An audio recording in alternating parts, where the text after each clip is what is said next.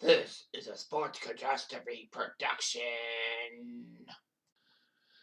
Hey there, Heather Ho, there's Jeff Cutter down and welcome you to another Sports Catastrophe Birthday Boy. And the birthday boy for today, March the 16th, is a current player for the Philadelphia 76ers.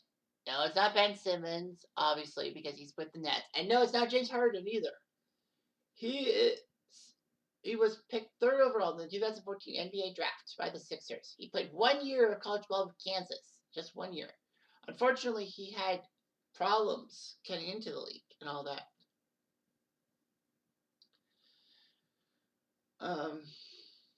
Yeah. Embiid has been to 5 All-Star games. He's nicknamed himself the Process because he's basically the guy that started the whole process. Trust the process about Philly taking so many years. He is Joel Embiid, who turns 28 today. He was born in Cameroon. He started playing basketball at 15 years old. He was discovered as a basketball coach by Luke Mabamonte, who used to play in the NBA and was a star for UCLA.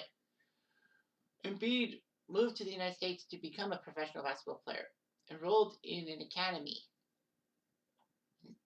a few academies and all that. And he helped the Rock School in Gainesville, Florida win the Florida State Championship. He was a 5-star recruit and committed to Kansas, which is a fine school if I may say so myself. Obviously, I'm an Arkansas fan, but anyway, Kansas. He went there for 1 year. Unfortunately, Embiid had a stress fracture in his back and couldn't help Kansas out in their march for the NCAA tournament. They lost in the second round. Embiid, strangely enough, decided to declare for the NBA draft in 2014, which was kind of weird and all that.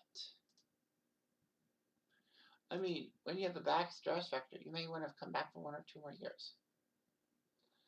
So with the first pick, Canada's Andrew Wiggins was picked by Cleveland. Wiggins seemed to be a good player, but unfortunately, Cleveland traded him to Minnesota for Kevin Love, and Wiggins has had a career resurgence. Milwaukee took Jabari Parker, who hasn't been that bad, but could be better. And then the Sixers went with Joel Embiid before Orlando and Utah got him.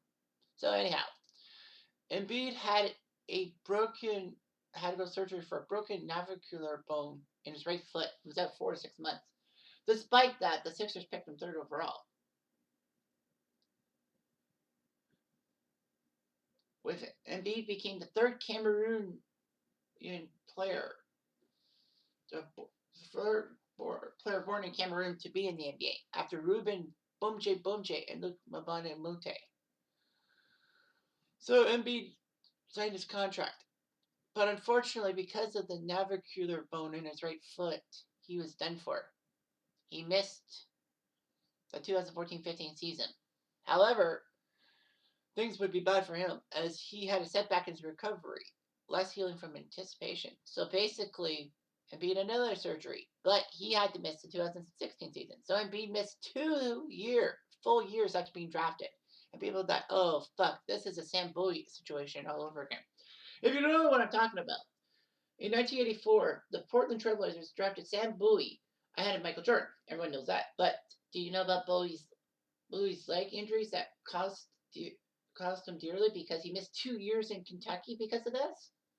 And his foot issues would basically ruin his career with Portland and New Jersey. Anyhow, Embiid did play.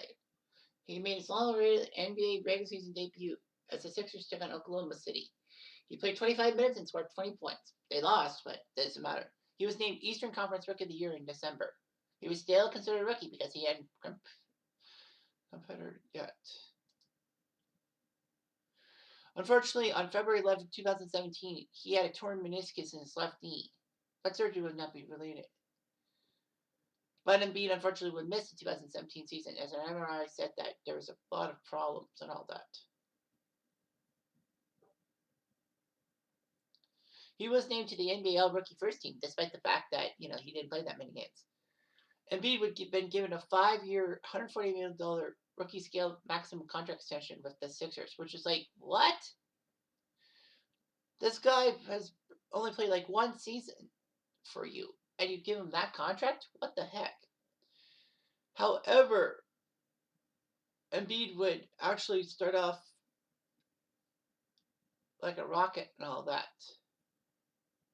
Put in a 46-point effort, the first Sixer since Allen Iverson in 2006 to do this. So, in fact, the last 35 times a Sixers player scored 45 or more points, it was Iverson. But anyway, he was a starter for the 2018 All-Star game, which became the first starter since Allen Iverson in 2010 for the Sixers, and the first Sixers All-Star in 5 years. So anyway, he seemed good and all that. Unfortunately, he would have an orbital fracture of his left eye in March against the Knicks. His injury cost him the first 2 games of the playoff series against the Miami Heat. However, he helped the Sixers win Game 3 on home turf against the Heat. So it was good and all that. Well, the Sixers took care of Miami in 5 games in the first round. And then they played the Celtics in the second round. Big rivalry. Celtics would win that series in 5. All that. Embiid would actually do quite well for the Sixers in 2019. Unfortunately, Embiid had illness and flu-like symptoms during most of the second round against the Raptors, which saw him not do so well.